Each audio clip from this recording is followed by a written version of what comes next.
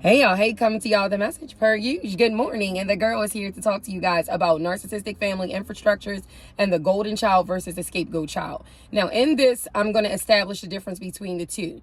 The golden child is a child that is given more notoriety from the narcissistic parent or family. It is a child that everyone highlights for physical attributes. It might not even be anything beyond physical things or superficiality. It will be the child that is most compliant with the narcissistic parent.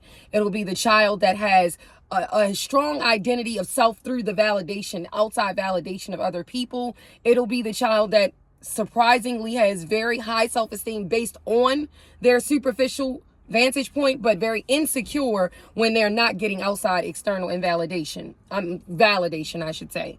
And then we're going to look at the scapegoat child. The scapegoat child might be the one that might not be seen from the family infrastructure as the most attractive or the most favorable. It might be the child that has an opinion that is very bold and very strong that goes against the family dynamic, so they're ostracized. It will be the child that might be highly intelligent, highly self-aware, highly emotionally intelligent, and just all the things. And if people outside of that family infrastructure were able to meet the scapegoat child, would absolutely love the child and gravitate to that same child. It is a child that has light. It is a child that is oftentimes the underdog. It is a child that goes through the most warfare in the family, because 9 times out of 10, that's the child that God chose to be the generational curse breaker. The scapegoat child is all the things that that golden child doesn't have the true capacity of being, because that child seeks outside external validation. And remember, they're internally insecure. That child is not able to stand and shine on their own autonomy,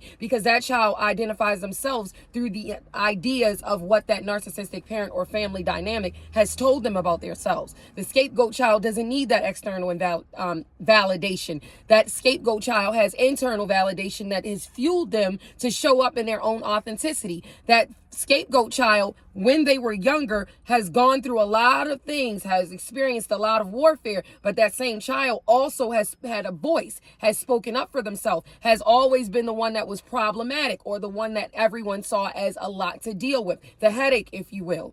But that scapegoat child is a very peculiar person, because that scapegoat child is a mirror to that narcissistic infrastructure in the family or the parent, that shows the family that they are not showing up authentically as they should, and that there are deficits in that infrastructure that make them judge and question the very nature of their being. That scapegoat child is the person that everyone ostracizes intentionally so that they can keep their false identities propped up without any type of revelation that they might need to change or pivot. My loves, if you are in a family dynamic like this and you identify yourself as the scapegoat child, I want you to know that you're not alone. You're not the only person functioning from that vantage point. You are amazing. You are enough. You are seen. You are amazing beyond what you could ever fathom. And if there's some healing that you still need to do, I encourage you to lock in.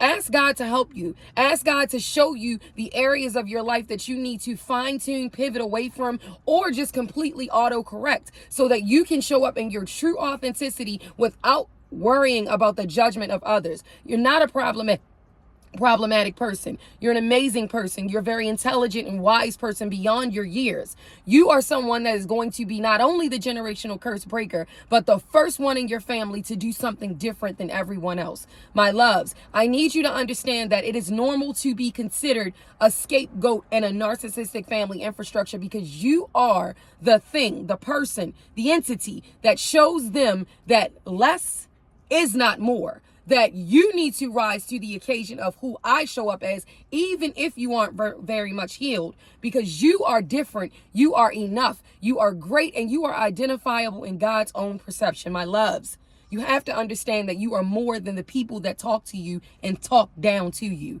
You are great, and you just have to tap into that greatness. My loves, this message was a very good one, and I hope it helps. I'll talk to you guys soon.